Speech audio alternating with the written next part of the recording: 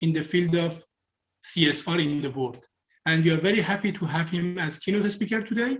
And also, I would like to take this opportunity and tell him happy birthday, David. Today is his birthday, and we are very happy to have him here as keynote speaker in his birthday. Happy birthday, David. Thank you.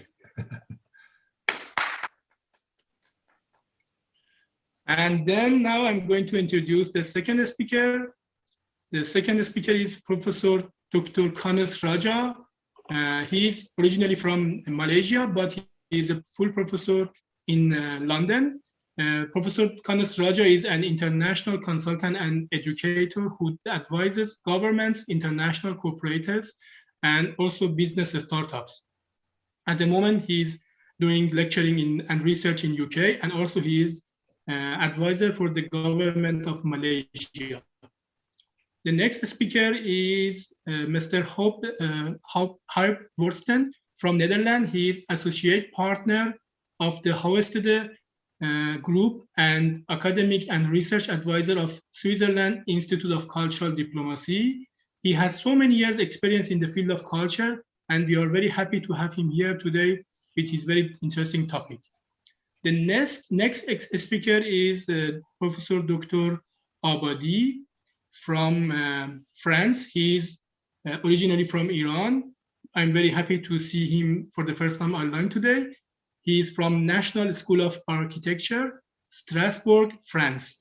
And his topic would be very interesting because he look at the cognitive warfare and social cultural capital from another view, from engineering or art view. The next speaker is Mr. Paul Puluschke from Germany. He studied political economy in Berlin in 2010. He was my ex-colleague at University of Applied Sciences FHM in Germany, and now he's working in another company in the field of technique and some special materials and tools. And he was for some years financial management in Berlin. And he had a good study in the field of culture. He's very interested in the culture and cultural exchange between Iran and Germany, and his topic also is very interesting today. The next speaker is Mrs. Dr. Maria Nadim from UK. He is board of members, one of the board of members, and deputy of London Institute of Skills Development in UK. And I hope she can come today to a conference because I got a message from her. She was in the hospital because of her father. I wish her father is going to get well soon, but if she cannot come, but still we are hoping good for her, because the philosophy of this kind of conference, of course, is humanity and human being. That's why I hope everything is going to be fine with her. And I think I already introduced everybody, and we are going to start our conference. Again, before we start the conference, I'm going to tell Professor Dr. David Corser, happy birthday, David. And I would like to ask you to start your very interesting topic and presentation. David, please start.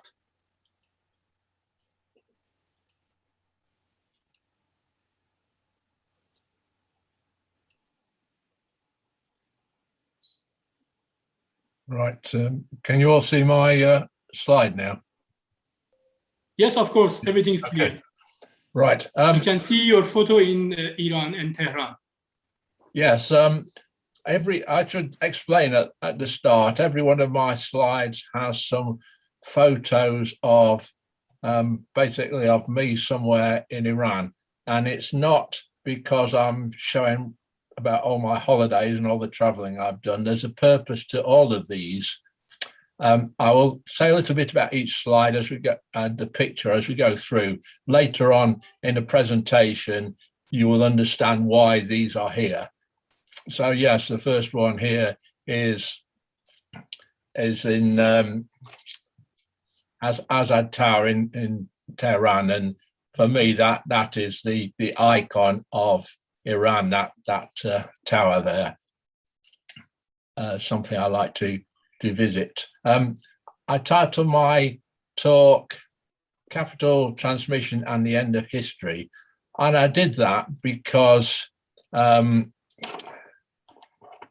the idea of social capital and such like from Fukuyama is based entirely upon his original thesis called The End of History.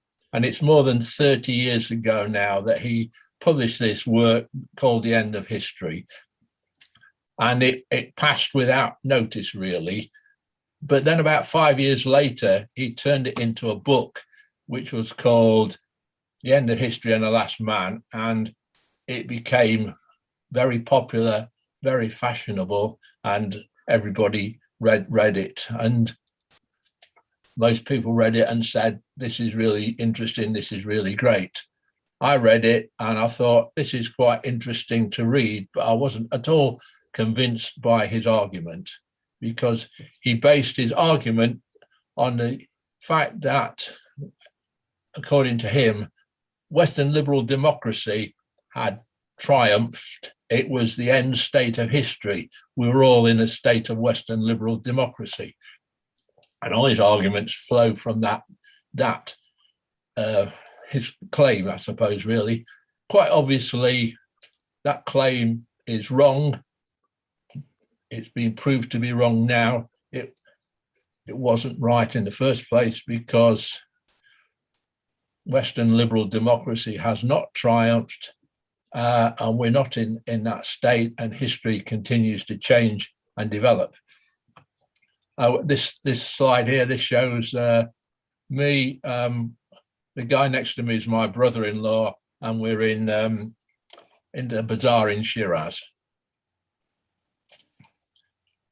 I should say I've traveled around Iran quite a lot, and wherever I go, I stand out because I'm quite obviously not Iranian. You know, people immediately see that I'm a European person, and so different to everybody else. And I stand out because basically, assuming when you don't go to Shiraz and such places, everywhere else, there are no Europeans. Tourists, visitors do not go. So I stand out. And I will say a bit more about that as we progress. So anyway, from this end of history argument, Fukuyama developed his ideas about social capital and what creates social capital, how it gets transmitted, those kind of things. But entirely based on the idea that we're in this situation of Western liberal democracy, which we're not. So his arguments fall down, and I want to challenge all of those arguments. Briefly, in his paper about social capital, he mentions Granovetter's work and the strength. Well, he mentions weak ties. He doesn't mention what Granovetter actually said is the strength of weak ties and how those create social capital. And this is something I want to talk about extensively. What is social capital? Where does it come from, etc. So anyway, here we are in the picture is in a ancient bathhouse in a village up in the mountains somewhere outside Karaj. I've no idea where it was, so we got taken there, and they got the village had got an exhibition there, which was really quite interesting. But plainly, I was the only non-Iranian who'd ever been to this. So I stood out as different from everybody else. Right, so what I want to talk about in terms of social capital, etc., is the work of Bourdieu, who originally came up with the idea that there are the three types of capital: social capital, cultural capital, and economic capital, each of which grows through the way it's used and such like, and each of which can be transferred from one to the other. So we can develop social capital and translate that into economic capital, or vice versa. Or we can develop cultural capital, which can translate into economic capital. It's possible to view this at an individual level and at a group level and ultimately, I suppose, at a societal level, all of these capitals and the way they can move from one to the other. So in other words, one of Bourdieu's arguments is if you want to develop the economic strength of a country or a region, you can do this by developing its social capital and its cultural capital, which will translate into economic capital. Quite an important argument when you're thinking about capital and the growth of capital and the interaction. One that sadly is largely ignored, certainly by economists who don't recognize these other things exist. But this is an important part of understanding capital. So I won't focus upon social capital in particular here, but it's important to recognize that the three types of capital are interrelated and transferable from one to another. Oh, and this picture here, this is in Zanjan, and that building on the right is a museum which I just visited. Outside, it was a TV crew filming a newsreel type report for some reason or other when I walked out of the museum. And of course, as always, I stand out as not being Iranian, obviously not being local, and they wanted to interview me. And so they interviewed me talking about my views about, well, the only things I could really talk about as far as Zanjan was concerned was a museum, which I'd just visited. That's the whole reason I'd gone there. But again, it's me standing out because I'm the only European around. So where does social capital actually come from? According to Fukuyama, it comes from government institutions, it comes from economic activity, it comes from religious institutions. And this is the whole of his argument about where social capital, where it comes from, how it can be transmitted. Now, I say, well, I'll be blunt, I say that's wrong. And if you start from the wrong premise, you draw the wrong conclusions and it does not help understand. So I would say institutions of state or religion at a national level or supranational level or a local level can influence social capital. They do not actually create social capital, which comes from somewhere else. Oh, and this picture here, these young lads were following me around. This one's in, well, I call it Susa, but I'm told that the Iranian way to pronounce it is Shush. They were there and they were following me around basically because they'd never seen somebody as foreign as me. So eventually they had a picture with me and they seemed delighted by it, and that was it. As I said, I attract attention in Iran. I attract attention wherever I go for no particular reason. So, for example, I'll be sat on the metro in Tehran going somewhere, and some guy starts talking to me and telling me all about his family. Or I remember one instance where I was just stood in a queue while bread was being baked, waiting for my turn, and the guy behind me was telling me all about his son. It was based in Germany, actually. He was telling me all about that. At the time, when I went to Desful, it created a great impression. As I walked down the street, half the people there said hello to me. About half of them said hello in Farsi, and the other half said hello in English. Because the other interesting thing is because I'm not Iranian, I'm obviously European, they automatically assume that I'm English, or at least I speak English, which is fortunate for me because I do speak English, but there is that assumption.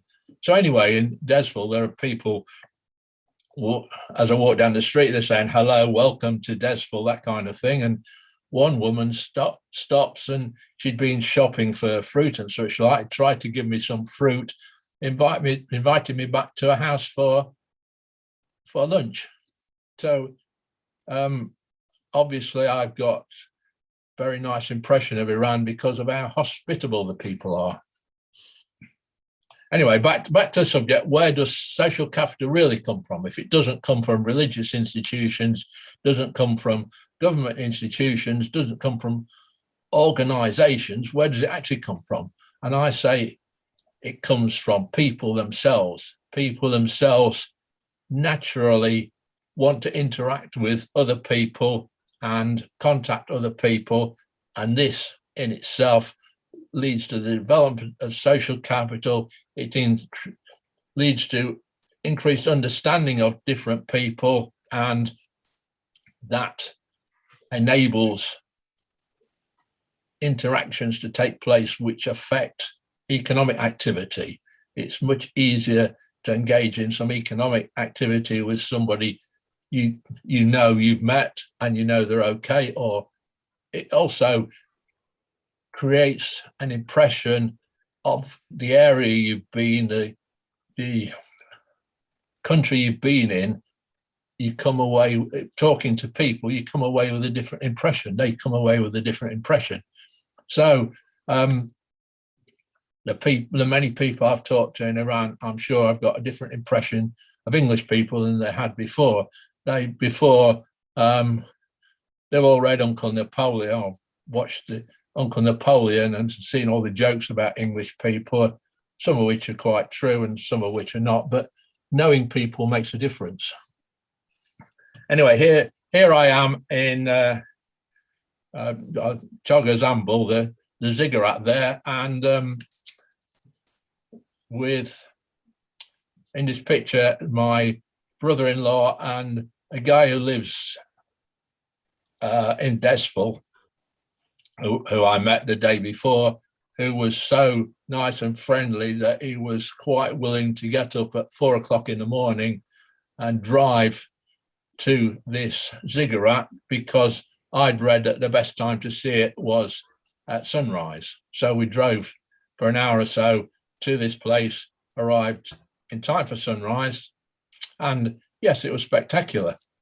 We were also the only people there because nobody else was doing anything crazy, but it left me wondering, there's all these beautiful places all around Iran and people never see them. Tourists never see them.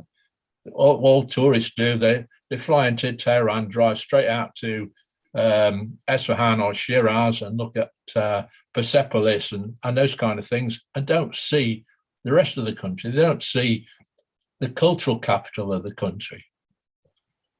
And again, it's an opportunity missed, that is, because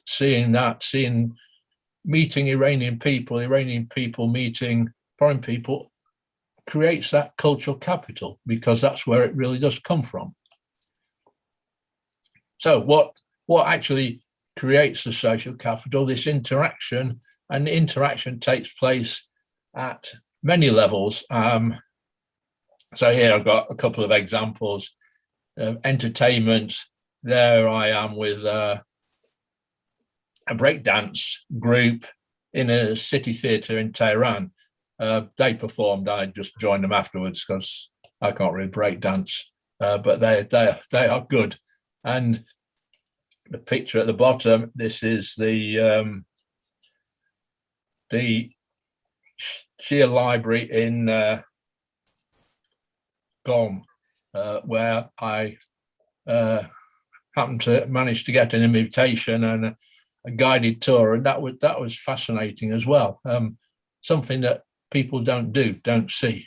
So they're just two simple examples of what helps create social capital by demonstrating also cultural capital, and these together lead towards the creation of economic capital, or at least the potential to create economic capital. Some more examples. So on the left,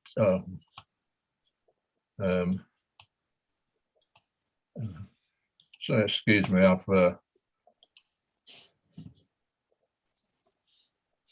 seem to have lost my screen here.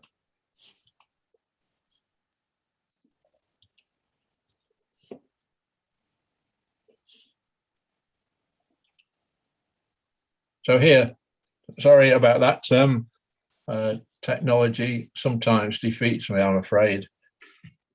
So here we are, some other typical tourist things, and I'm sure you will. Nobody can see me? No. Oh.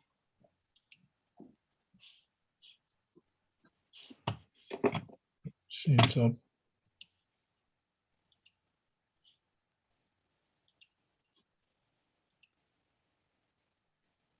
Yes, we can see it now. Right, sorry about that. As I was saying, technology sometimes defeats me.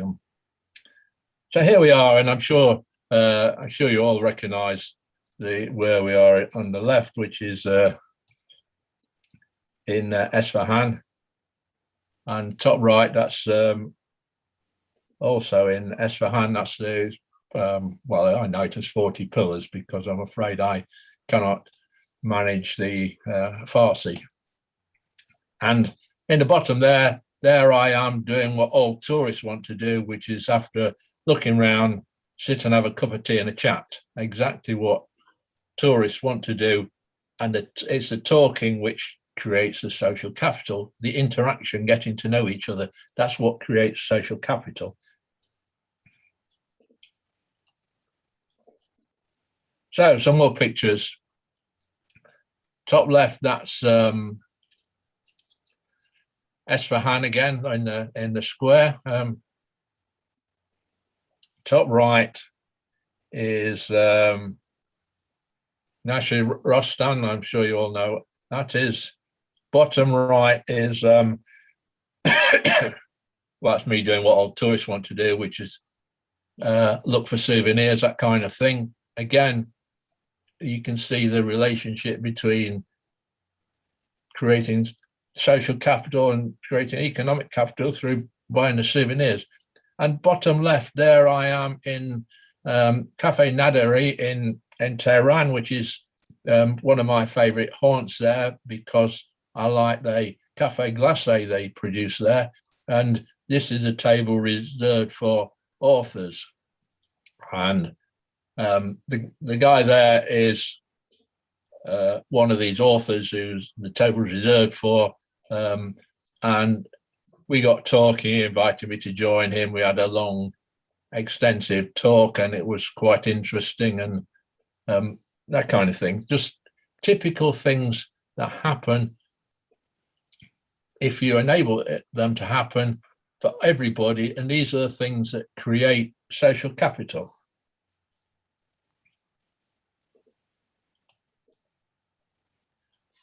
So I say one of the prime creators of social capital is tourism. Tourism creates a lot of goodwill between people in different countries, because we travel around. I've been all over the world and talked to people, and end up, you decide everybody's got the same interests. Everybody wants a quiet life, want to look after their family, those kind of things, want to meet other people. In fact, meeting other people is very important. The current lockdown has shown just how important social contact with people actually is, and social contact with people, not just neighbours, but people all over the world. It creates social capital. It shows we're all similar. It creates goodwill and such like. And it's important economically. So in the UK, for example, 10% of the gross domestic product and 4 million jobs is created just by tourism. And for many countries, I was watching TV last night, and Greece was saying 20% of their GDP comes from tourism. Tourism is an important economic factor. It's an important factor for creating social capital. It is interspersed with cultural capital, and it's important that we recognize this and recognize where it comes from. So let me just talk about these slides. At the top slide is some dancing it's in a theater in Tehran, and the bottom two slides, it's a tower in South Tehran, which is quite well known, and the other slide is inside that tower where somebody decides they want to talk to me, and it's a picture of somebody talking to me, because that's what people want to do, talk to each other. So what I'm saying is where social capital comes from, what's important about social capital and its relationship to cultural capital and economic capital. And here we are. Again, there on the right, there's, I'll say, the bottom left, that's the Caspian Sea, somewhere I'd always wanted to visit. And there's me actually visiting it.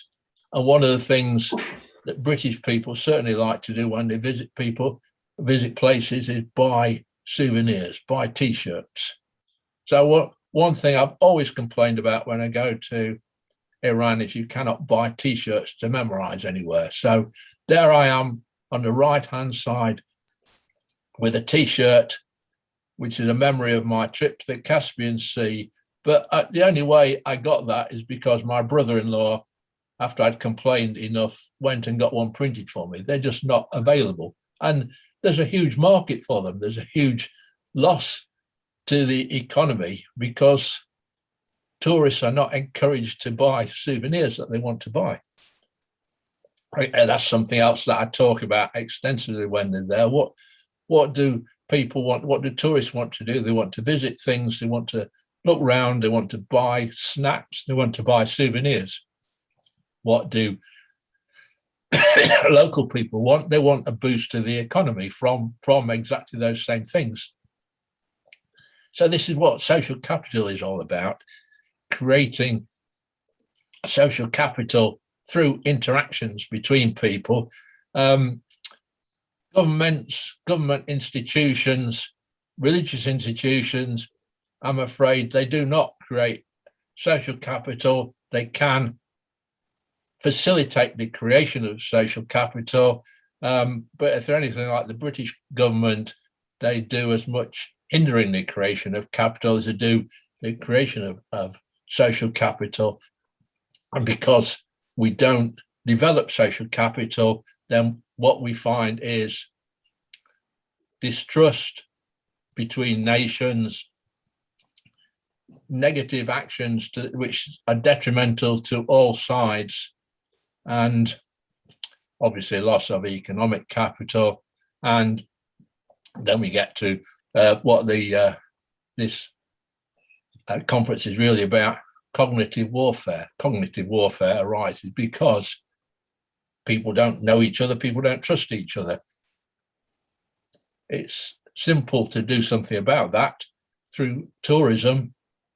Everybody wants to visit places, everybody wants the benefits of seeing visitors, and basically everybody's much happier from that. And again, the lockdown that we've suffered from the last year has shown just how important not just interaction between people is, but how important traveling, meeting people, seeing other places, how important that is to personal welfare as well as to social welfare more generally. So my argument is about social capital is forget what Fukuyama has to say. He starts on the wrong premise in the first place and doesn't understand where social capital does come from. Instead, focus upon things that create social capital, and we all benefit, and we're all much happier from doing so. And tourism is one very important way of doing that. Tourism, of course, as you know, can be visiting, it can be cultural tourism. So it's not just people going to see things, it can be some of those cultural events, musicians, dancers, those kind of things, visiting other places. They help create social capital. It's a mutual process, quite a complex process, quite a powerful process. That's what social capital is all about. That's what we need to be aiming for rather than anything else. Thank you. Thank you so much, David, for your very interesting topic and presentation. And I would like to say again to you, happy birthday, David. Okay. And I wish you so much health and wealth in this new time. And I hope this Corona is going to finish soon and we can meet all people in this conference in person. If the attendees, they have some questions, we have 5 minutes to do question discussion with Professor David Krause. If there are any questions, please start. Okay, Professor Kanes Raja. Yes, please. But maybe you need to turn on your microphone, Professor Raja.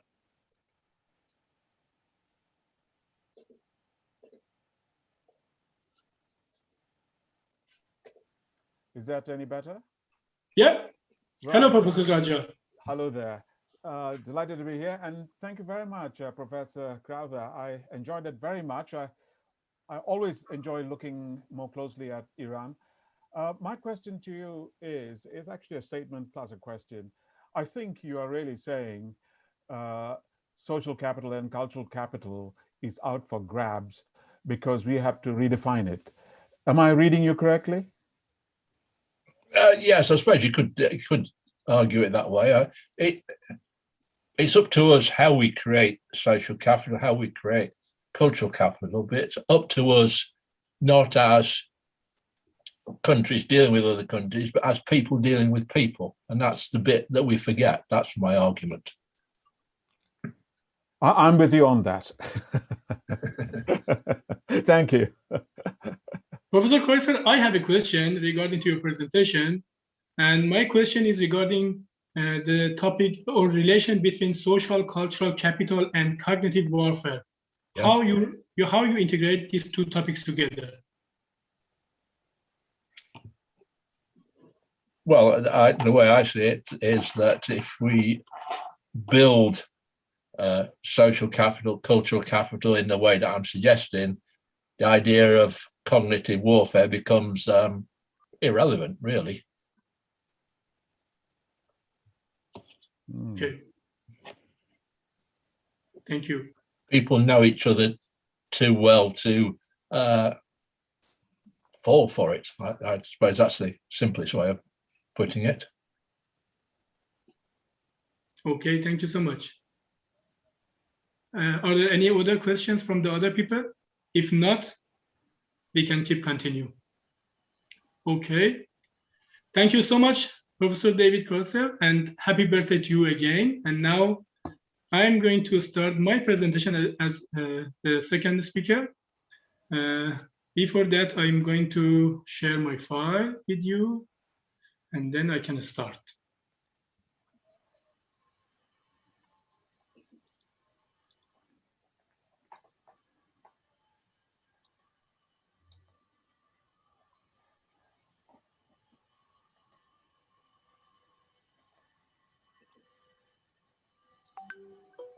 Can you see my file now?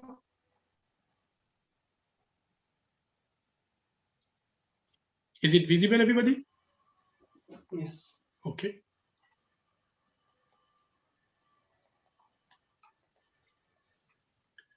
My topic today is social, cultural capital, and cognitive warfare. I am Hamid Mohammadian. I am professor for sustainability and futurist in Germany. And my focus was on combination of humanity sciences, technology, and hybrid knowledge. And in this presentation, I'm talking about social cultural capital and cognitive warfare.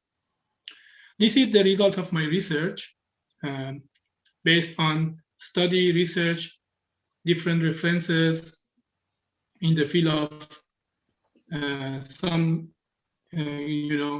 surveys and interviews with political sustainability, 7 pillars of sustainability models. That is the model from me in the 5th wave theory, infrastructure and development, data and information with a focus on 7 pillars of sustainability condition, information, security, and diplomacy for influencing imagination or cognition, social capital, cultural capital, and HR competencies and technologies.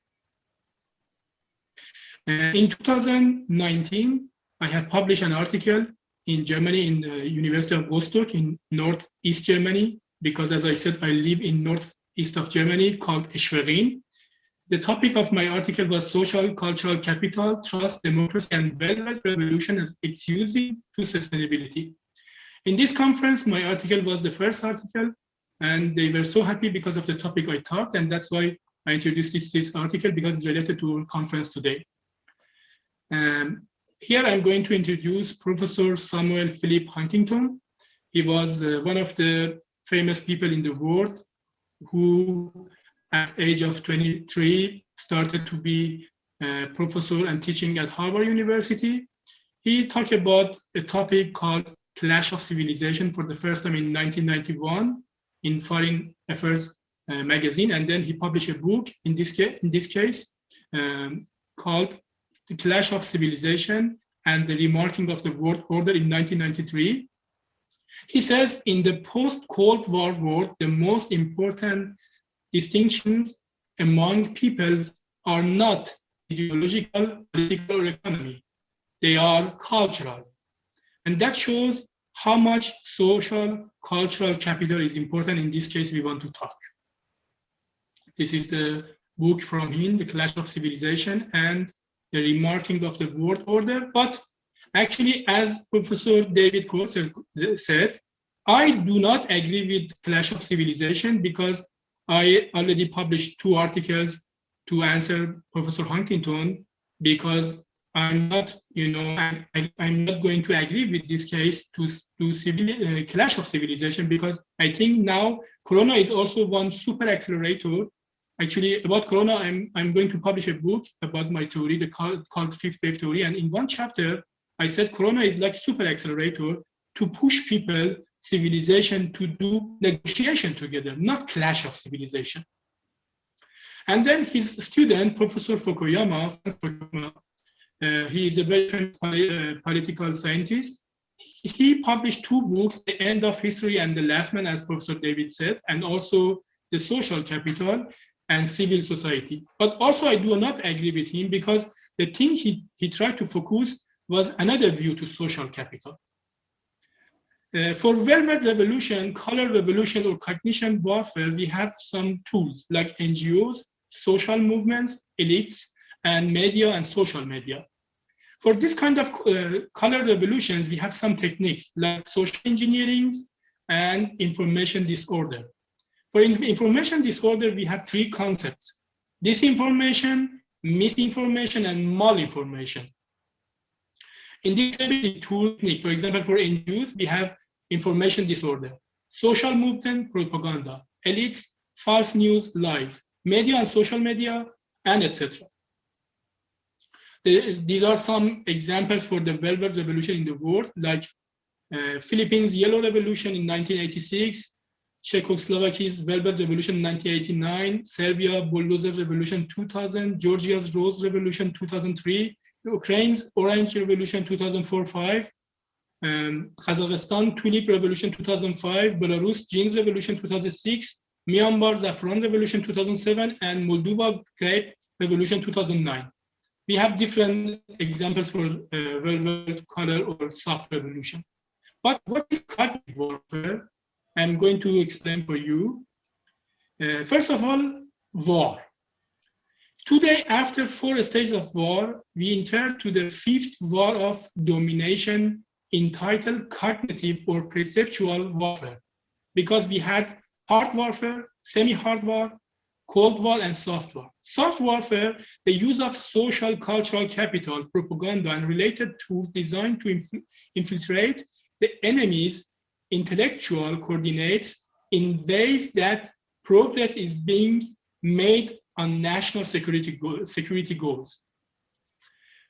Cognitive warfare, human conditions, and targets human conditions because of 2 reasons.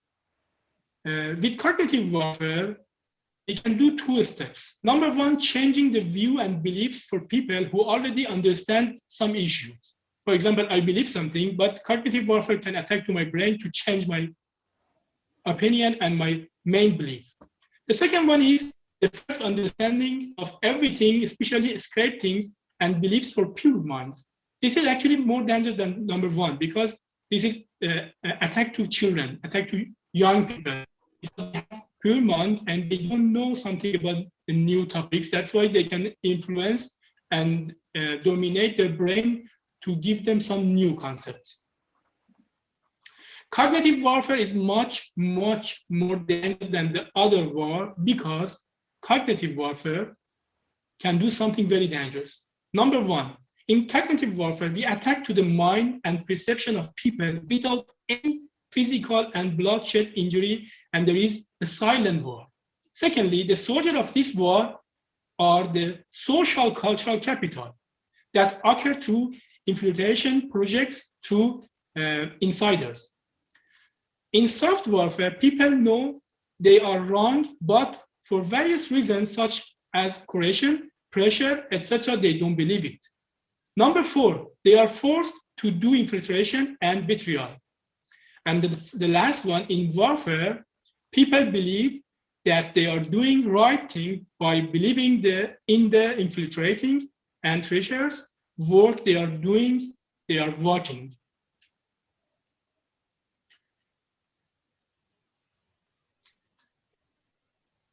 In cognitive warfare, people have been shot by the enemy in cognitive warfare without being any injured, and this is exactly the danger, because the war are usually difficult to identify.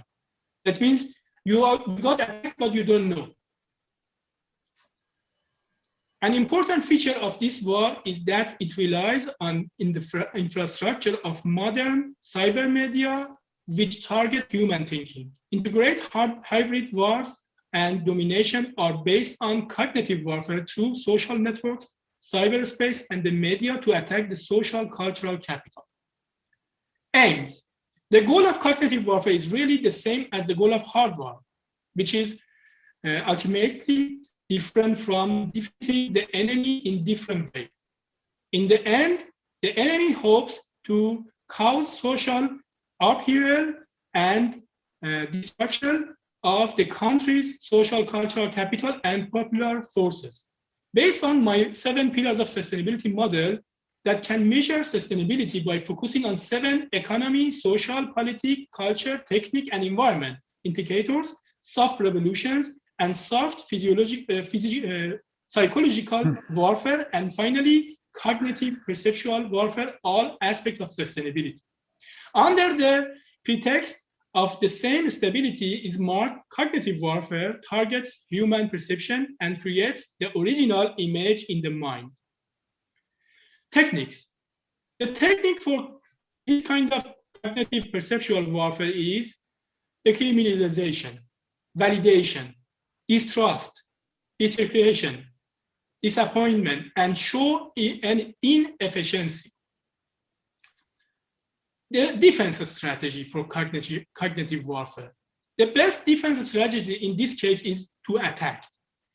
How we can prepare ourselves for this cognitive warfare? In addition, for the development of globalization, the cultural and traditional of society change, and after a while, new generations remain with the Western belief of concept that they are far from their tradition and have lost political, cultural power and cultural stability. Number two, it happens by focusing on values and nation and security. They are destroyed without any hardware. To this end, through the fifth wave theory, as well as sustainability plus theory, I'm going to open a parenthesis here. We are going to establish a conference very soon in October 13 to 15 about the fifth wave theory. And I would like to invite you to be our guest in this conference. These theories examine this issue and the role of innovative scenarios, application, and technologies to address cognitive perceptual warfare is by identifying, analyzing, producing content, and defensive and even offensive warfare will pay.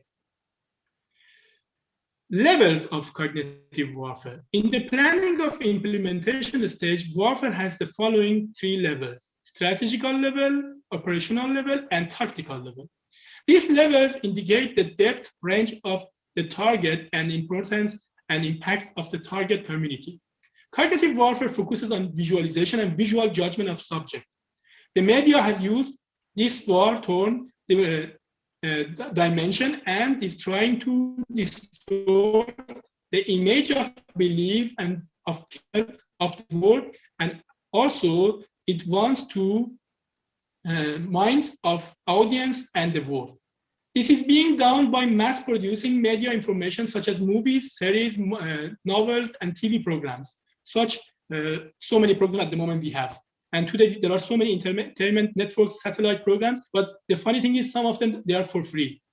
And I explain for you in the yellow color. The role of media, social networks, and domination cinema.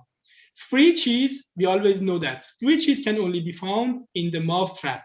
That means if they give you some product for free, that means they are not really product. You are product for them as a social cultural capital. Already we discussed about this concept for the disorder, misinformation, disinformation, and malinformation as concept for cognitive warfare. Here you will see the department in the Institute of National Security. They are focusing and doing research since 1970 in the field of cognitive warfare. I'm going to conclude my presentation. We already start with social and cultural capital, and then sustainability and the 7 pillars of sustainability: social, culture, technique, education, environment, economy. But social and culture can be very important because, as Professor Huntington said, in the future, we are not focusing on ideology and politics. We are focusing on cultural groups. That's why this is important, but also we need to be careful about cognitive warfare, because when this attack to our brain, this can change our brain or can give a new concept to pure minds. Thank you so much for your attention. And if you have any question, I think I have 2 minutes for question answers with you. Thank you so much.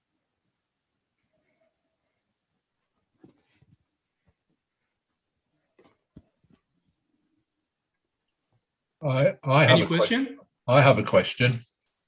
Please.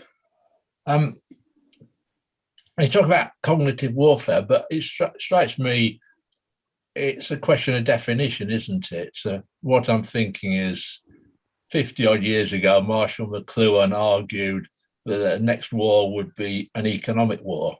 So what we can see happening is everybody all around the world knows what a Big Mac is and Levi jeans and want them. So, and everybody knows that the best technology is going to come from somewhere in the Far East, one of the countries there and such like. Now, you can argue that's based on warfare, achieving economic dominance, but you can also argue that's a matter of increasing the economic capital of everybody, and there's nothing. It's only sinister if you're somebody like President Trump, who regards it as sinister, but for the rest of us, less so. So what do you think about that? Actually, this is a very good question, Professor Kreuzer, because you already started with cultural capital, social capital, and economical capital.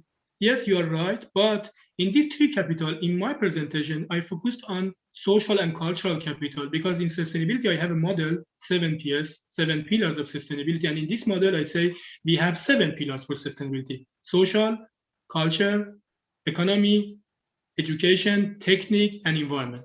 And then in this case, when we look at the future with the business approach, then environmental responsibility, social cohesion, and then economy. That means always priority is environmental responsibility, secondly, social cohesion, and then the last one is economy. In this case, also for the war, for the future, the war should not be economic war. The war is, as I said, cognitive war. And the tools for this war is cultural capital and social capital. But of course, the next level would be economy, because one reason we do war, we make war, is business, is benefit. If you go to 10,000 years ago, they did war because of owning more lands, but today we do because of more economic benefit, you know, like this. I hope the answer is convincing you. Can I ask a question, Please. Professor Dust? I'll pick up from where Professor Crowther left off, and I'm interested to know your thoughts on if cognitive warfare, because it is more subtle, it is not open warfare, it is of the mind, would, for example, affirmative action in different societies constitute cognitive warfare in the way you're describing? Because I think it ticks all the boxes in your 7 pillars. Well, if I may, if you were to take affirmative action in South Africa, it is perpetrated by the elite on behalf of the masses, but ultimately it benefits the elite. And if you look at Malaysia, their Bumiputra policy, it is to benefit the majority, but the beneficiaries are a smaller elite. And I can give you several other examples. So affirmative action, in a way, enables groups to acquire social capital and cultural capital. Now, would this fit within your model of cognitive warfare? Yes, of course, you're right, because in cognitive warfare, I need to tell you one question. Why we do cognitive warfare? Because we have the other wars. But the reason we do that is the other wars, especially hardware, is so costly. Also, people don't like it.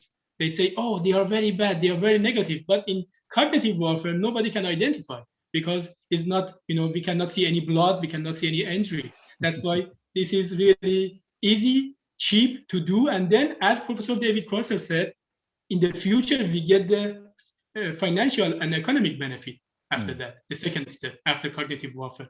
At first, we attach to people brain, culture, social, change the taboo, change the tradition, and then we go to next step. Thank you. Thank you too. Any other question? If not, we can go to next speaker. Okay. Next person is, I'm going to check the plan. Professor Kanes Raja from UK. I have already introduced him. We are very happy to have you here, Professor Raja, as a speaker. You have 10 minutes to start your topic, please, Professor Raja. Thank you very much. I hope you can see me. I'm not presenting any slides because I really want to convey my points succinctly to my 10 minutes. And so to start with, thank you very much, Professor Dr. Dust, for inviting me to participate in this particular meeting. It's a pleasure. And I would also say that I'm as much learning more about this whole area as indeed I'm presenting. So this opportunity to share ideas with such an august group of people is very exciting for me. So let me just start then by saying, in discussing my topic, which is the new abnormal and social and cultural capital, I must quickly describe to you or define to you, what do I mean by the new abnormal? So let me just say, it is underpinned by 5 tenets. These 5 are typically, 1, crisis and trauma creates change. 2, change affects everybody. 3, each one of us needs to demonstrate leadership in the world we're living in. 4, coping behavior unlocks extreme diversity and creativity in all of us. And finally, problem solving is a leadership trait. Now, these 5 tenets, as I say, underpin this idea of the new abnormal. And let me also explain in the following what I mean by the new abnormal, to put it into context. So when I talk about crisis and trauma creates change, I'm indicating that we have to embrace change as permanent.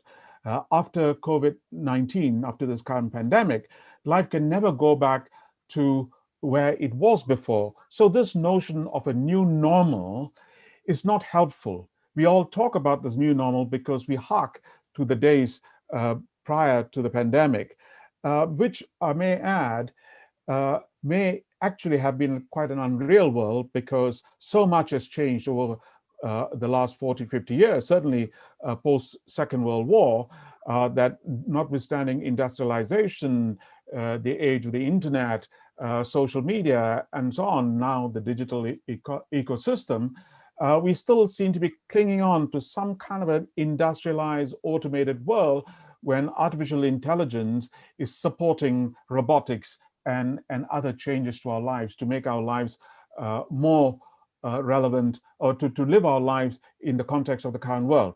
So this idea of change affecting all of us is something we must embrace, and therefore any strategies that we develop is caught and embedded within this notion of the new abnormal.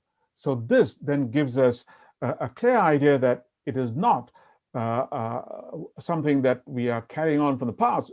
It may be built on the past, but we are now setting up new rules.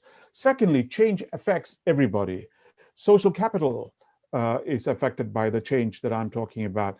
The digital civilization is connected, interconnected, and interdependent. And in this, I just like to pick up this word dependent, because it gives additional impetus to what we expect out of social capital. It's just not being connected with everybody, but that we are locked in our dependency on others. And the pandemic has shown us that very clearly. And so if we look at the third, each one of us needs to demonstrate leadership. I'm really suggesting, let us revisit this whole notion of leadership. Can we stick to the past definitions that we have, someone in the front leading the charge, or other notions of leadership that you lead from the back and so on? Here, I'm suggesting in the new abnormal, each one of us is a leader in what we do. So when we look at the new skills we have learned from the pandemic to survive and to thrive, and if we don't exercise these new rules and these new skills, we perish. For example, the decisions we take for social distancing, wearing of masks, and washing of hands, taken at the individual level, but we take those decisions and we actually live out that decision, because in doing so, we not only save ourselves, we affect the lives of our families and those around us, and in the place of work as much as in social encounters. So this aspect of leadership, where the decisions we take at the individual level affects others, is something that we are picking up from this pandemic. And I will come back to the pandemic and why I'm using this as a watershed moment in order to go on to this new paradigm I'm beginning to describe to you. The fourth point was coping behavior unlocks extreme diversity and creativity. And here I take on the work of D. Hock, where he describes about 30 years ago that on the one hand we have extreme chaos, and on the other hand we have no activity at all in a rigid situation, and somewhere in between, where rigidity and chaos meets in organizations or in any enterprise that we embark upon, there is a point of tension, and it's at this point of tension that change really takes place. The real innovation comes through. The creativity at its best shows and plays its hands. So here, on the one hand, the extreme volatility, the chaos created by the virus, to our need to remain stable, healthy, well-fed, and so on, protected, the stability.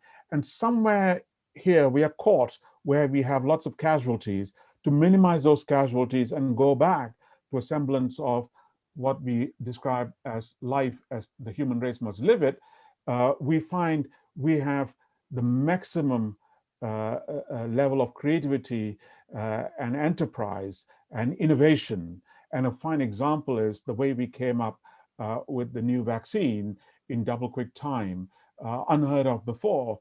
And so that's where this whole idea of coping behavior, we behaving outside our normal behavioral patterns, coming together with others to generate new thinking and a new set of rules for us to have this new abnormal.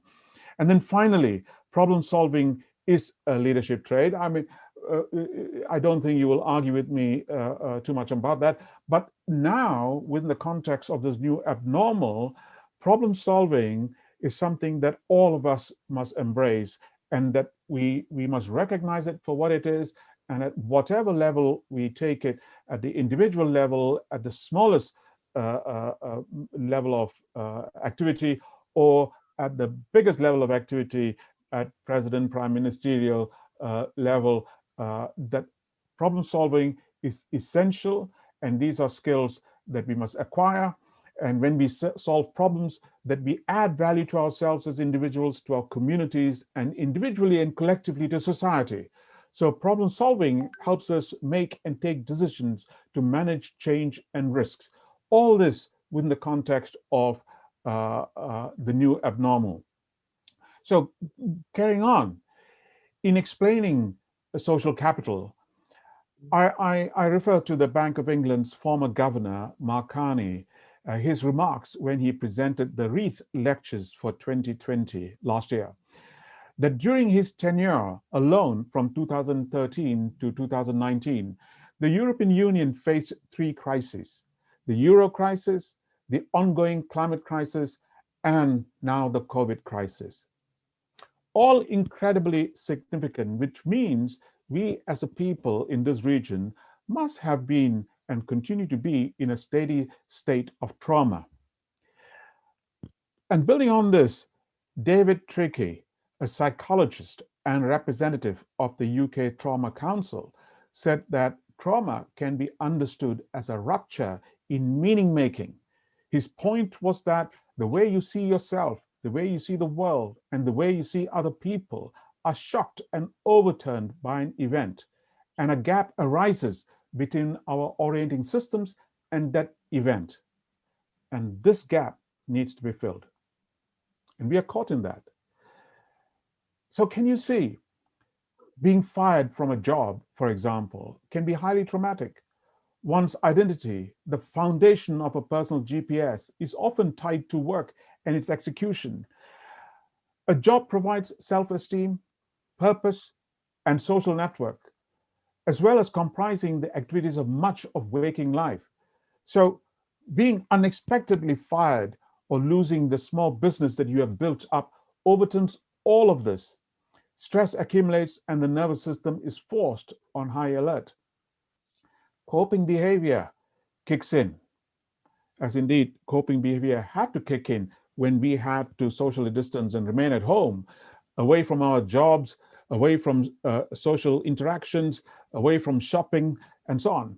One's mental resilience is depleted, and if nothing fills the gap, nothing external to define and evaluate your worth, no other reasons to go on, nothing to explain the why, what, and how of each day, one can become disorientated. This is evident in all countries. So crisis and trauma suffered by society brings us together in a common cause, as we are facing now. Hence, it's no longer about how governments rule, but how savvy politicians are in looking after our interests.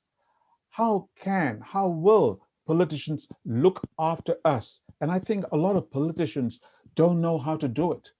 We are suffering from low quality political leadership in most countries. So when we are looking at how savvy politicians are in looking after our health, our interests, I'm talking about health, both physical and mental health, food, shelter, and clean air. This actually takes us back to the base upon which Maslow's hierarchy of needs is based.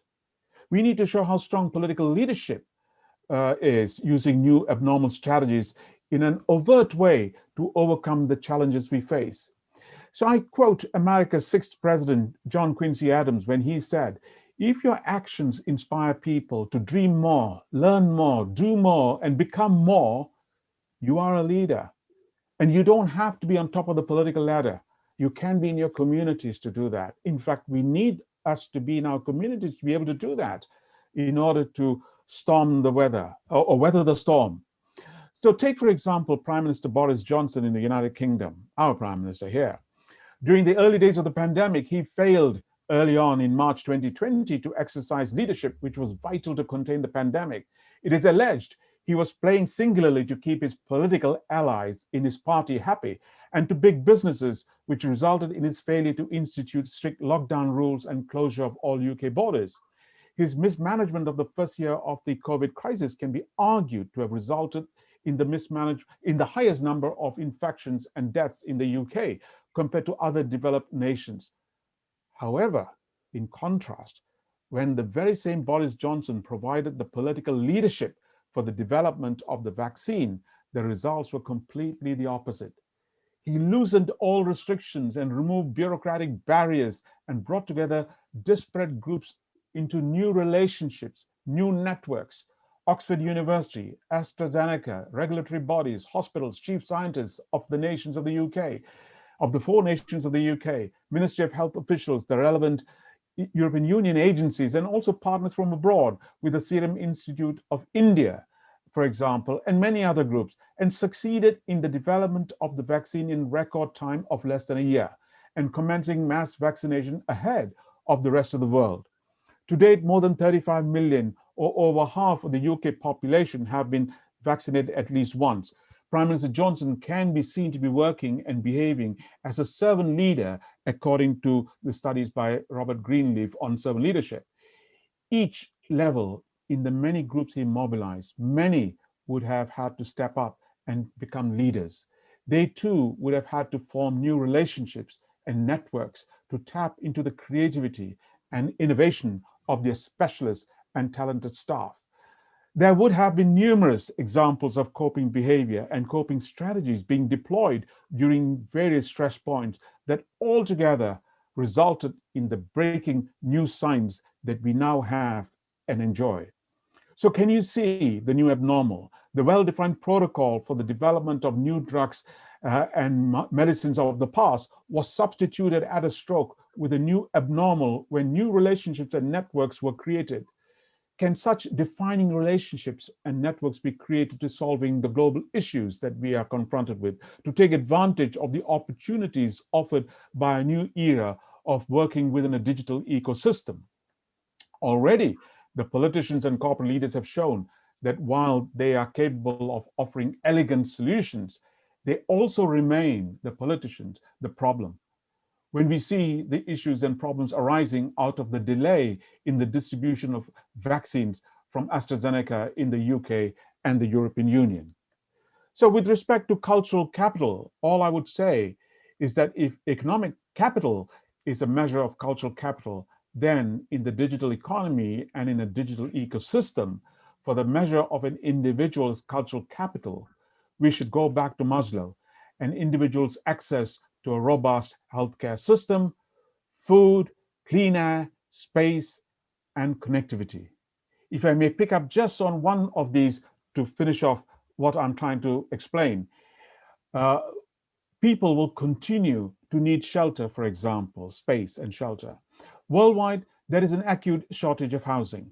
But as Bill Gates pointed out in February this year, ahead of his latest book, manufacturing, especially in the cheap construction staple steel and cement sector. It accounts for roughly a third of global greenhouse gas emissions. That makes manufacturing connected to housing and shelter more polluting than the power generation or transportation sectors, which unfortunately receive far more attention in policies and investment. And Bill Gates plans to push for more research and innovation at the UN Climate Conference in Glasgow in November this year. The idea is to get innovation, including R&D, into the agenda, not just looking at the easy stuff, he said.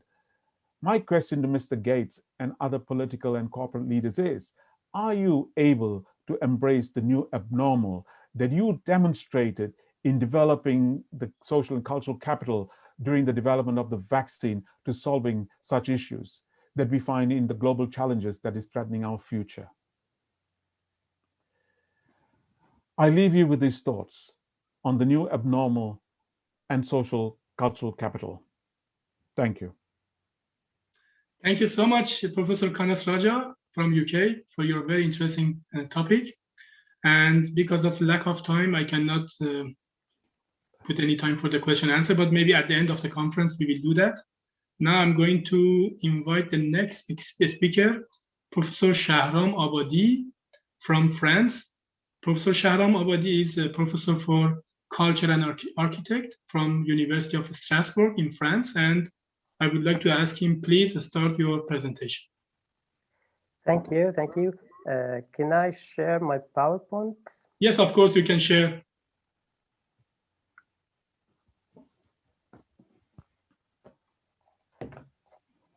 Okay.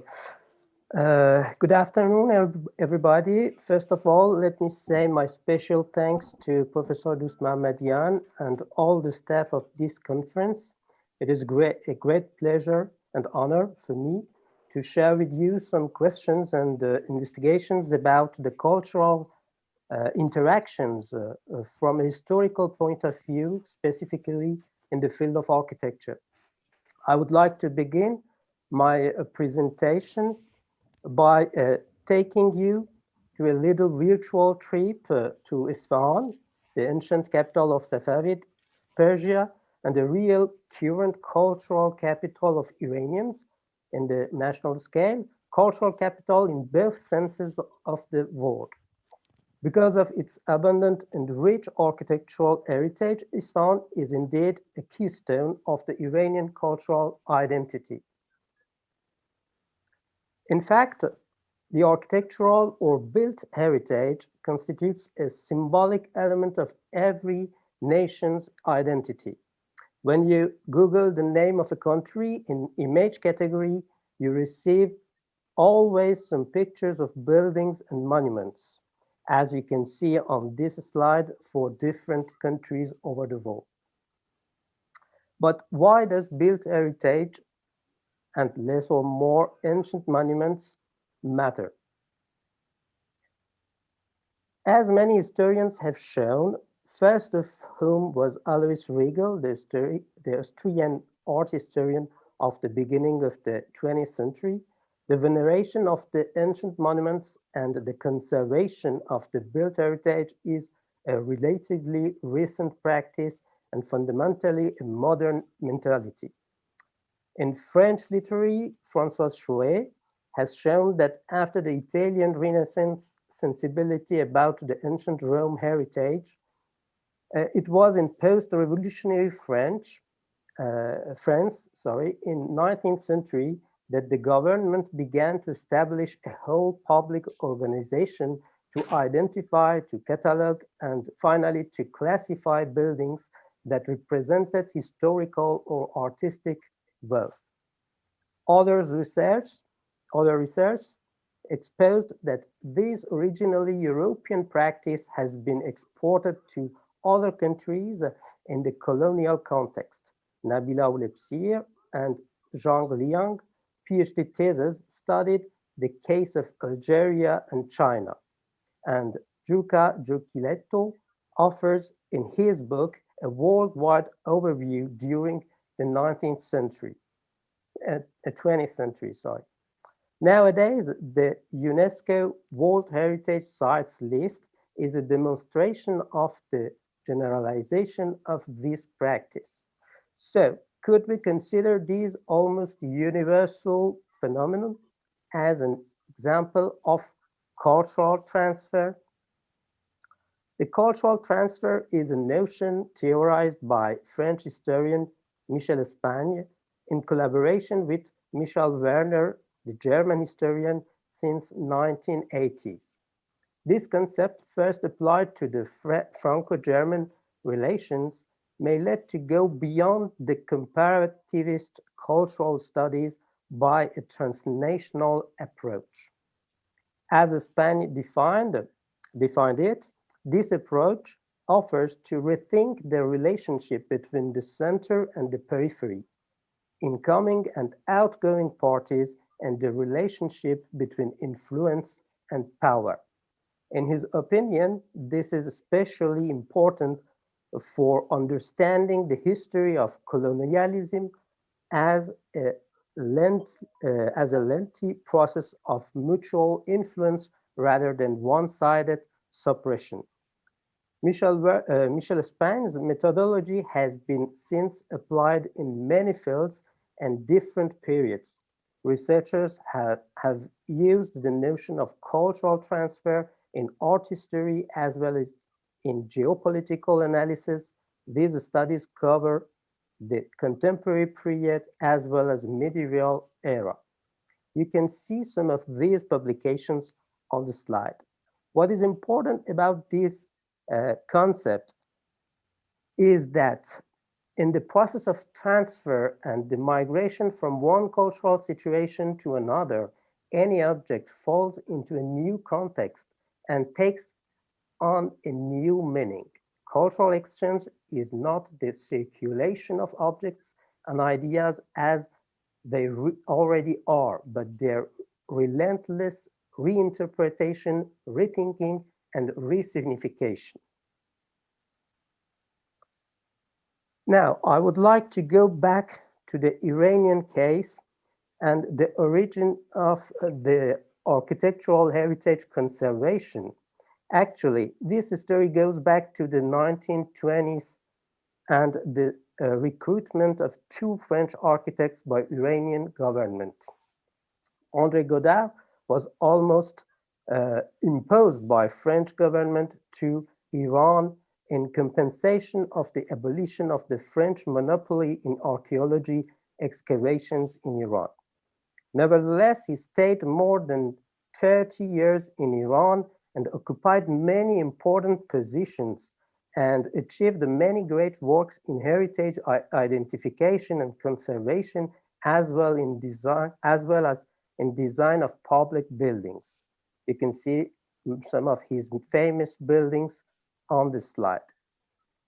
His colleague, Maxime Siro, also achieved a lot about the discovering and the restitution of many minor and rural architectural heritage as caravanserais.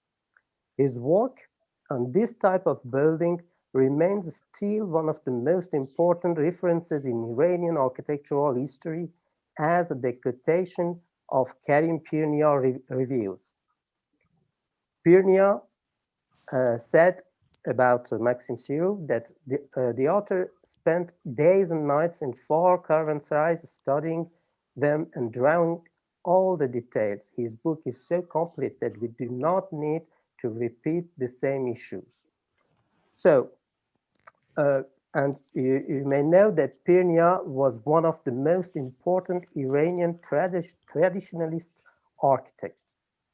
Although these architects were working in Iran in the very colonial context and approach, they contributed in a cultural transfer process to the constitution of real cultural capital through the historic knowledge of the Iranian artistic heritage. I will go to my conclusion repeatedly.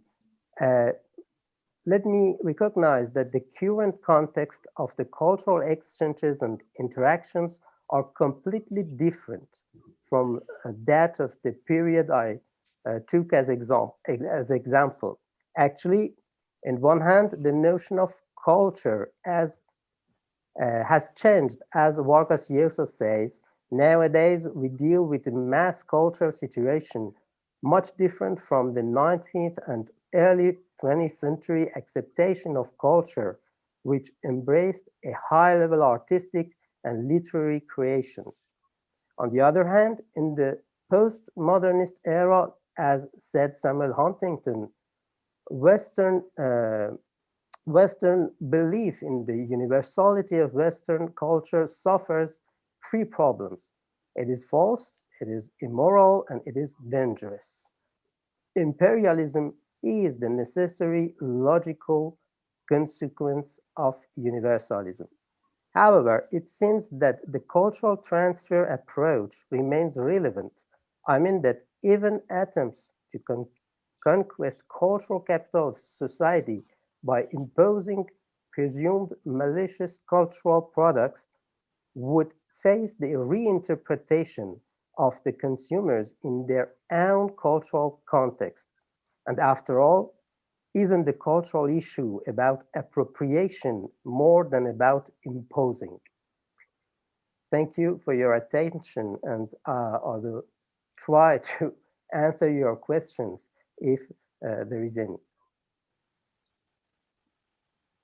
Thank you so much, Professor Abadi, for your very interesting topic and speech. If there are any questions, you can ask. If not, we can go to next speaker, Mr. Howard Worsten from Netherlands. Okay, well, thank you very much. First of all, thank you very much for inviting me. I'm making a little bit different presentation than the other ones, because I will talk about empirical research into culture.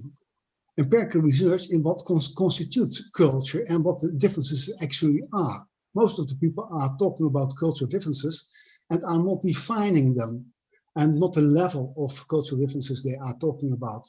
Well, I'm interested in intercultural management. I'm a professional in intercultural management. That means that for 30 years, I'm traveling all over the world, helping international organizations and making them understand how the values of the different nation states their employees are coming from are affecting the ideas of people of what good organizations and organizational behavior is about. Well, that is of course very, very complex, but I can do it because of the 50 years of research, empirical research, with a lot of repeats by Mr. Hofstede and his team. Well, one of the organizations I was helping with was the IMF, International Monetary Fund in Washington. Can you imagine the complexity?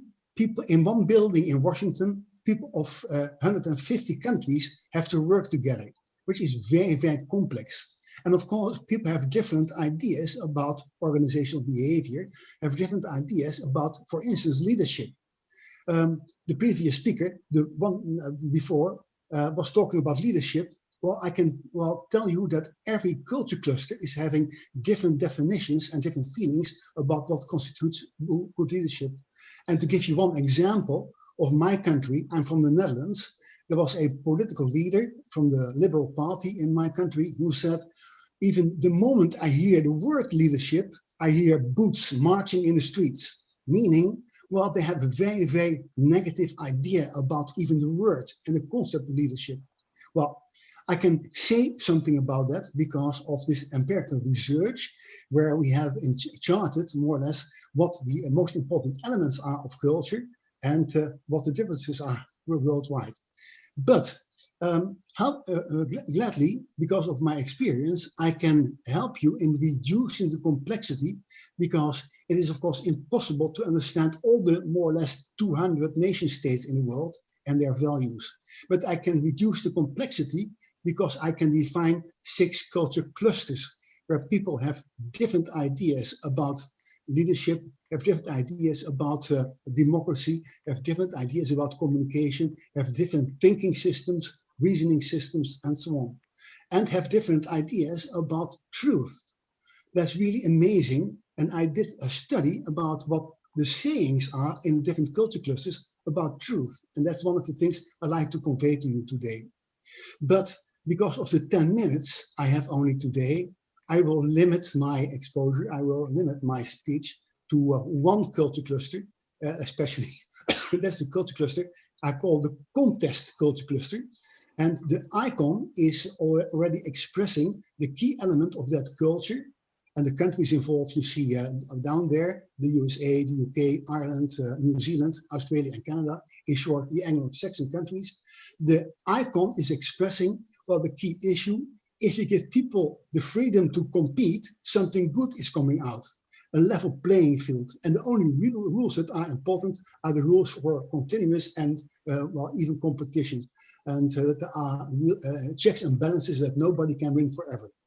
Well, I will talk about that culture cluster in relationship to management. I'm talking about truth. I'm talking about institutions under fire and so on.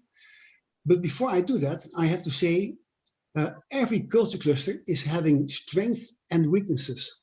And I think we should understand that also about our own culture cluster. And we have our own thinking system. We have our own rules of the game. And my basic diplomatic mission in the world is trying to explain to people what the differences are and how to bridge the differences to create win-win situations. So I think problem solving is even not the most important competence. I think negotiating skills are the most important competence at the moment, because if you want to survive with all the different systems of thinking, different systems of decision making, then you have to really be a good negotiator. And one of the concrete examples I have at the moment is the European Union, where of the 6 culture clusters I can define, 4, and up till recently, I mean, when the UK was involved, 5 of the different thinking systems try to cooperate. And that's really, really complex. And what I worry about is something, and that's the speech today, what I worry about is that there is an alarm at the moment. If you talk about cognitive warfare, it's the alarm about truth and, well, the elements of truth that are at the moment under attack. The institutions that are really then delivering and are sources of truth. And to my big astonishment, well, this is especially happening in that contest system in the United States, in the UK, and so on. As an example, the conservative radio host, Rush Limbaugh, he died recently, by the way, he called some of the sources of truth, government, academia, science, and media, the 4 corners of deceit. And that is really, really terrible, what is happening at the moment. And I will explain to you why this is happening. And by the way, like I said, every culture is having their, well, culture clusters having their strengths and weaknesses. Well, of course, the best universities in the world are coming from the United States and the UK, so that's the good thing. But there is another side of the medal, and that's what I'm talking about. Well, if I look at the contest model and I look at the dominant thinking system, the dominant reasoning system, it's called pragmatism. It is preference for inductive, action-orientated action. And the definition that is going with pragmatism is defined by William James. William James is the one who more or less codified pragmatism. He did not invent it. It was already a long time there, but he codified it. He wrote it down. And his definition of truth is really amazing. He said, truth is what works. And that's really amazing. And the next slide, I will show you the political consequences of that way of thinking. It's a statement of a famous Canadian politician. He was also the dean of the London School of Economics for a time, Michael Ignatieff. He said, what is right does not always work, and what works is not always right. Can you imagine? Do you see already Trump and people like that, you know, shining through? Well, that is really amazing, one of the consequences of that way of thinking. And there are slogans going to it, and I think you all recognize these slogans. And at this moment in time, the previous speaker was talking about COVID and the vaccination policies. one of the things you have to understand is it's also dominated by, at the moment, this, well, contest way of thinking. Well, there are a few statements, I think you all know, all slogans, whatever works. Very important, the proof of the pudding is in the eating. Don't bother me with all kinds of beautiful and interesting and intellectual stories about, well, ingredients. The only thing that counts is the tasting. Well, it's the end result. Just do it, the action orientated. We have to walk the talk. It's not enough to have moral statements. You have to really do what you say. Then we'll cross that bridge when we get there. I remember when Johnson started with the vaccination policy, they were not sure that the second vaccination was already there. There was not enough of that vaccine at that moment in time. And that is not a real problem in, well, countries like in the UK and USA. The saying is, we'll cross that bridge when we get there. I can tell you, I know quite a lot about Germany. That would be impossible in Germany. And then speed trumps perfection. The COVID vaccine, I mean AstraZeneca, well, now they're under troubles. They were the first, they were really speedy, but apparently they failed to tick some boxes in terms of well, their research, and now they are in troubles. Well, it is a way of thinking that I call inductive. So if you read handbooks about everything in the UK and in the USA, the handbooks are beginning with cases, with practices, and then there is an introduction to best practices, and the rest, they say, is for academics, meaning that's not really relevant. And there is a tendency in that type of culture, in pragmatic cultures, to prefer taking action, quick actions with existing information. Again, the just do it mentality. And that's in contrast with, for instance, the German kind of thinking, where, well, Angela Merkel was last week on Sunday, she was interviewed by her favorite journalist in a television program. And well, the journalist asked Angela Merkel, what are you doing? Well, Angela Merkel said, I need to think a little bit more, meaning they really want to understand everything. People like in the well-oiled machine model before they are taking action. And that's also true in France. In France, if you look at the way of thinking, there you'll see that not induction is the case, but deduction, meaning that handbooks are always beginning with the philosophy of marketing, the philosophy of sales, the philosophy of history. It's always about, well, seeing what intellectuals in the past and in the present were saying already about that subject before taking action and so on. Well, in that type of culture, like in Germany and in France, the tendency is to avoid taking unfamiliar risks in actions by gathering as much information as possible before they take action. In short, the highest credibility is for practitioners. Now, I will give you some examples of the cognitive warfare at this moment going on. I try to make you aware about that. Again, next to the positive side of the context model, but the real danger of the way of thinking of the pragmatist. And I'm talking also about, for instance, the Brexit kind of thinking by people like Cummings and Gove. I mean, they are really like that, and I'll explain that later. But I think you all know this statement. That was a statement made, you know, by the Spectator, you know, a magazine in the United States. There are lies, damn lies, and epidemiological models. And I think you know the picture that was going with it. It was, you know, Trump with Fauci, Dr. Fauci, you know, the expert. He was not trusted by Trump, and that's part of that pragmatic thinking. The New York Times, already a long time ago, warned about that, and they had an editorial, you know, I think it was in 2015. They said the most strong dismissal of a point you can get is if people are saying to you, that's academic. In other words, to be a scholar, to be an academic is often to be irrelevant.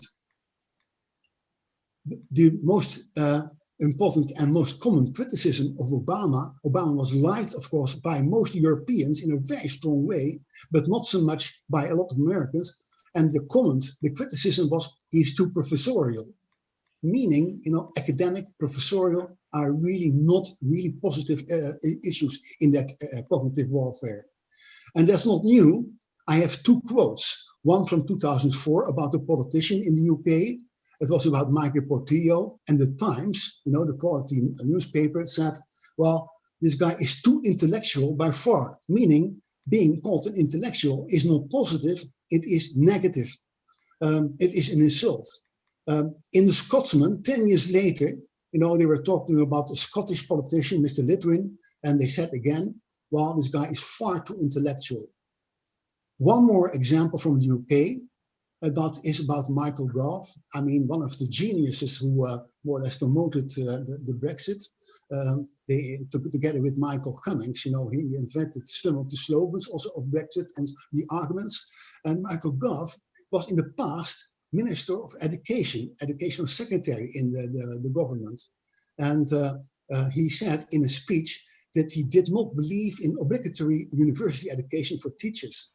And the reason why he said that was that the Finnish are ending up the last few years all the time as number one of all the Western countries in ranking systems about the quality of education. Well, and the Minister of Education in Finland said in a speech, well, the reason is that at a certain moment we decided to make the university education obligatory for all teachers. Gove said, schools themselves should conduct research into what produces great teaching and learning, rather than leaving such studies to universities, which he believes have offered little of practical value in terms of improving schools. That is indeed the cognitive warfare I can see and what I really can distinguish.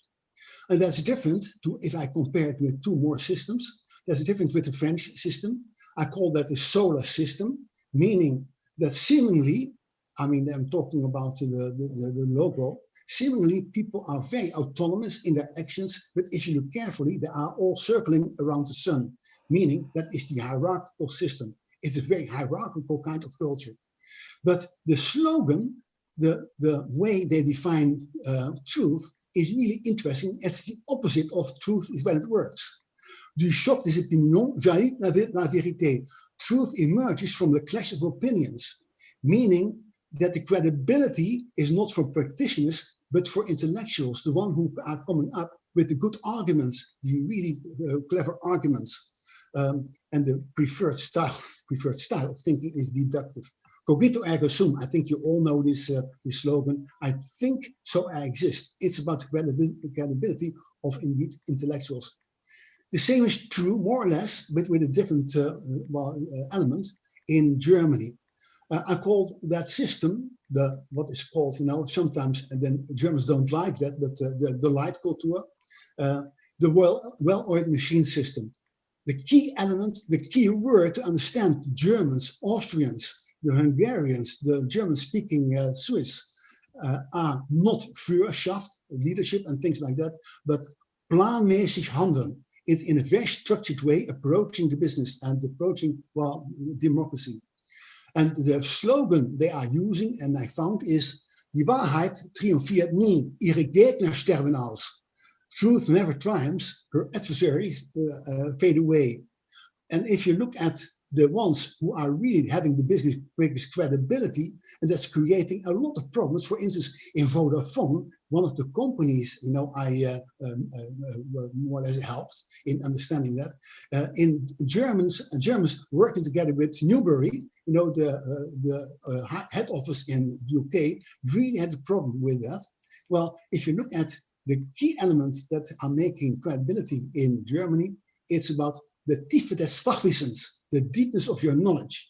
It's about expert behavior, not intellectuals. It's not the practitioners, but experts who are giving the highest credibility. Can you imagine then if you have to work together? Well, one more, that's about my own country and the Scandinavian countries. I call that the network of heterogeneous stakeholders. The saying you find in that type of culture, that is a consensus-aiming culture. Truth is found in the middle, and nobody owns the truth. Well, all these things are really then different compared to the practitioner-orientated thinking in the context model. One more example. I'm talking about Asia, you know, the polytheistic cultures and philosophies of life, Buddhism, Shintoism, Hinduism, and so on. In these cultures, people don't believe in an absolute truth. The saying in these countries is different time, different context, different truth.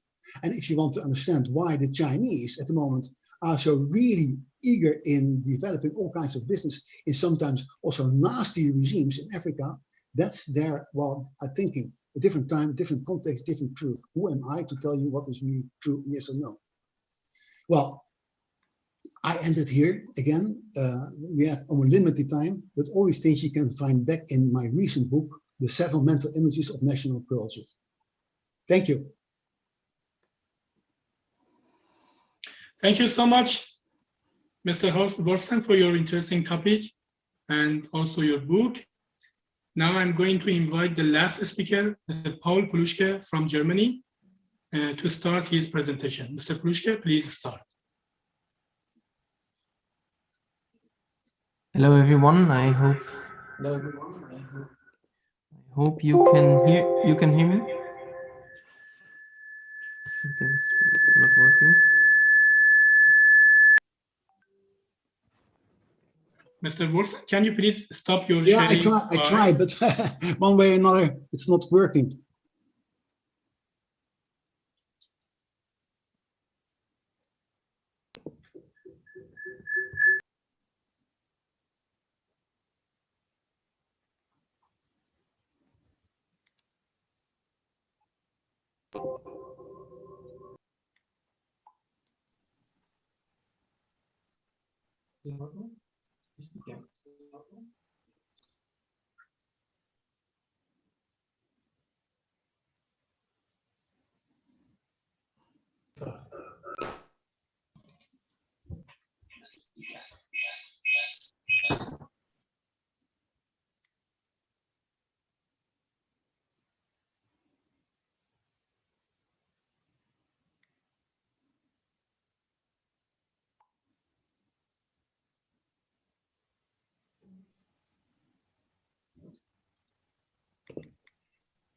Okay.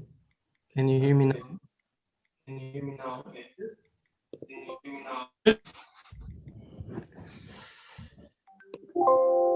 Okay, I need to take off my own speaker. I don't know back sounds, but I think, can you nod if you can hear me clearly? This would be really helpful now because something is not working with my speaker itself. Let me share my presentation with you. I hope that works somehow. Okay. My name is Paul Pluschke, and I had the chance to be invited to this conference to have a little 10 minutes discussion with you. And I hope you can see my file now. The file is not shown, but I think the file is not shown yet. You should see my file now. Is it working? Not yet.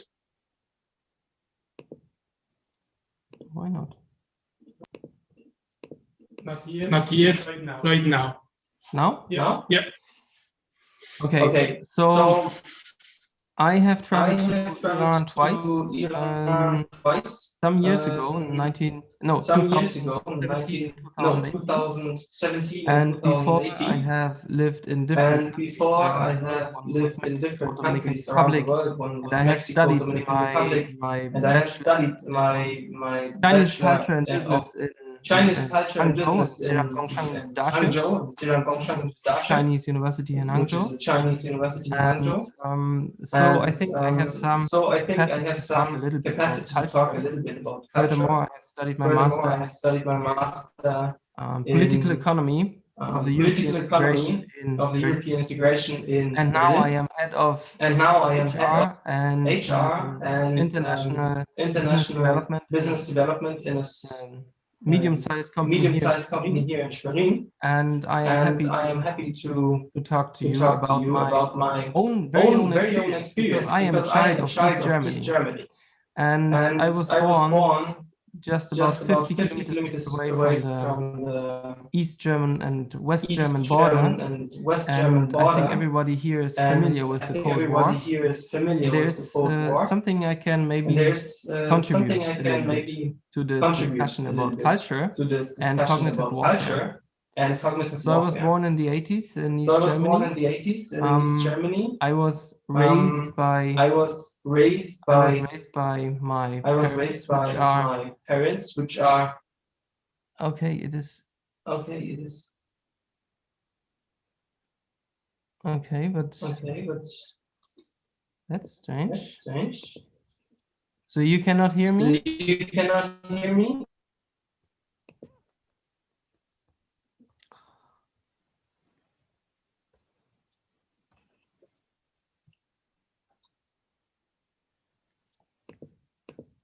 Okay, I hope I can speak a little bit. Okay. Thank you very much. And I have experienced, of course, only the old times of East Germany for 4 more years in my life. That's very small. And then the Western culture absorbed into the into my raising. So my question here was in the first part, am I a West German or East German? And when did the cultural influence start? So when in the 1990s, the East German and West German countries merged together to become the now known German Republic, Federal Republic, there was an absorption of East German culture into the West German part somehow. And East Germany became a new market, and a boost for the West German economy. And when I was in Iran, I could see a vibrance in the country. Has existed shortly before the wall came down in East Germany and West Germany. And I have never experienced in my life before a country that was so vibrating and ready to do something. So extremely surprisingly for me, because when you have visited China before, which is also vibrating, but in a completely different way. And after so many years, I have realized that it is the cultural point, and the specific cultural aspects that are very positive to my own culture, and maybe that picks up exactly Mr. Horsten's theory. I have experienced some cultural issues with some other like American cultural background. I am German, so we try to make things work and understand first, which is very funny. I had to laugh a lot. Which is very funny. I had to laugh a lot.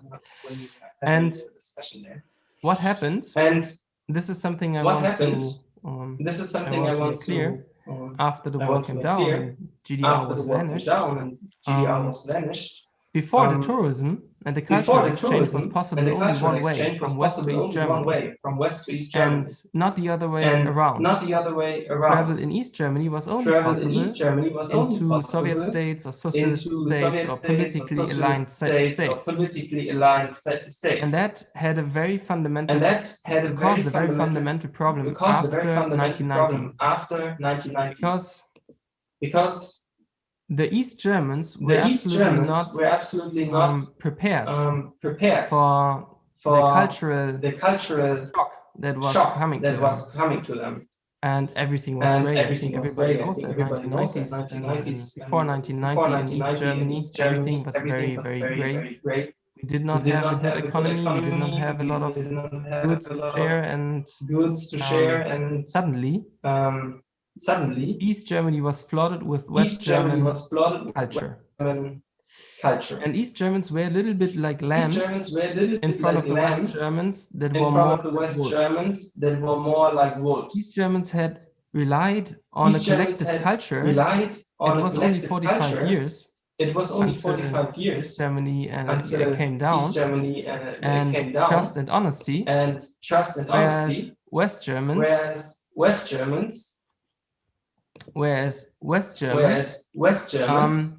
had established an individual culture based on law and economic power. And in East Germany, you can believe me, law was not a really important factor.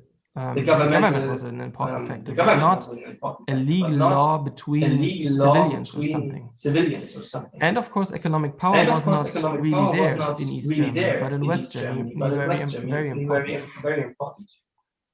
So what happened in the 90s after unification was basically a sold out of the East German lands.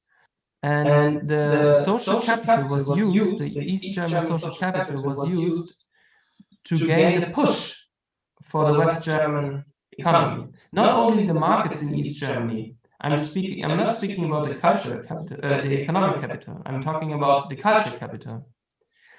Because of so many years of lack of goods and materials, there was evolving a very innovative idea how to solve problems without good tools or materials to use.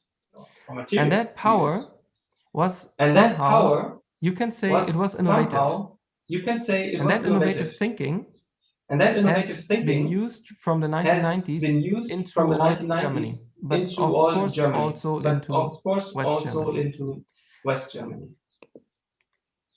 I have to say that this is a very East German view, of course. It's my personal view. So my general thoughts on this is culture needs to be understood from both sides in the same way. Cognitive warfare, I will give a good example about cognitive warfare at the very end, the last slide, number 6. Cognitive warfare has only a chance to admit cultural misunderstanding. So if cultures are really far away from each other and are based on misunderstanding, mistrust, and anything that is basically negative, then there is cognitive warfare is possible. Otherwise, it is simply cultural exchange. And this is something maybe the receiver is interpreting and also stating. So I can say I am in a cognitive warfare, or I can say I'm in a cultural exchange. Maybe as I understood Dr. Doos correctly, the cognitive warfare is something I cannot see or realize. But the moment I realize, my question would be, is it then simply cultural exchange? So cultures are, as Mr. Watson has now pointed out, from as far as I understood, from the basis on, there are 6 different concepts of culture, or how they can be seen, and some of them are somehow opposing each other in some ways. And this is interesting for me. I can accept that. I have never seen it this way. For me, it was always external factors that make cultures fight with each other or having a clash. Huntington is saying. So why are there reasons to have a fight? Cognitive warfare is a fight at all. There is one motivation maybe found in fostering that my identity that I want to transmit and transport is the more powerful one. And I have to convince others that my way is the best way. Or I go into some kind of cultural evolution. I mean, cultures evolve all the time and change and become better. And this is just the same like a biological evolution. And in the very end of my thoughts, I want to give you a very funny example of cognitive warfare in reality. And that is this picture. I hope you can see it. It is a landscape of East Germany before 1990. You can see West Germany on the side and the Baltic Sea on the top. Right is Poland and below is Czechoslovakia. And the gray part is the area that the West German television was able to transmit their television programs. They were not allowed to be watched by the East Germans, but they watched them. So everything that is gray had access to West German television. And the black parts are the parts of East Germany. The broadcast did not have the technical capability to reach. And today we call them the people who live there, the valley of the clueless, because they had never had the chance before 1990 to experience Western in the means of West German culture and television. Please tell the original word. The original word was das Tal der Ahnungslosen.